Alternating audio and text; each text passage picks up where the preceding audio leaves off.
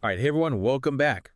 So today we're going to be taking a deep dive into the future of content management systems. Ooh, exciting. It is, and CMS is something that I think a lot of people interact with on a daily basis, but might not really think too much about. Yeah, it's one of those behind the scenes things, right? Exactly, exactly. But it's actually super important for, well, I mean, for the whole internet, really. I mean, think about it. Like almost every website you visit relies on some kind of CMS. It's true. And what's interesting is that and there are some experts that are predicting like a massive shift towards something called a headless CMS. Headless. Okay, that sounds kind of spooky. Like, Uh-huh. what does that even mean, a headless Yeah. CMS? Right. It's a weird name, I know.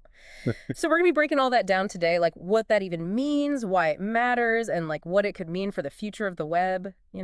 I'm into it. So where are we getting all this juicy info from? Well, we're going to be drawing a lot of insights from an article by Paris Jane, who's like a total tech leader with over 17 years in the field. Okay, so we're in good hands. Definitely, definitely. And what I think is really cool is that, this isn't just some tech jargon, like it actually impacts how we experience the web, like as users, from websites to apps to who knows, maybe even your smart refrigerator one day, Uh, right? Okay, so before we get too far ahead of ourselves, let's just like back up for a sec. Just remind me, for those who might not know, what is a CMS in like the simplest terms, like elevator pitch? Okay, elevator pitch. Think of it as like the engine behind a website.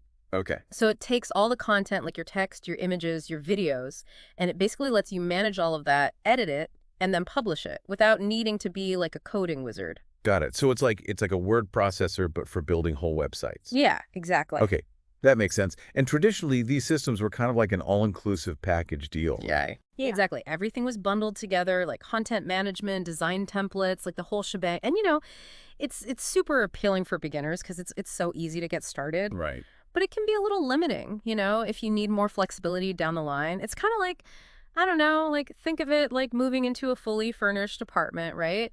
It's easy to move in, but you might not have a ton of room to like redecorate to your taste. Ah, so you sacrifice some control for that initial ease of use. Yeah. Makes sense.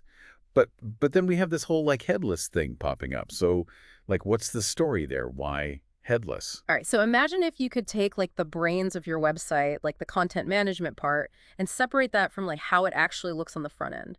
So you decouple the content from the presentation.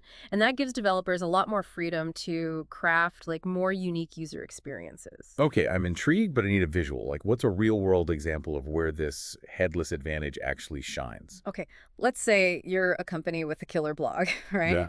With a traditional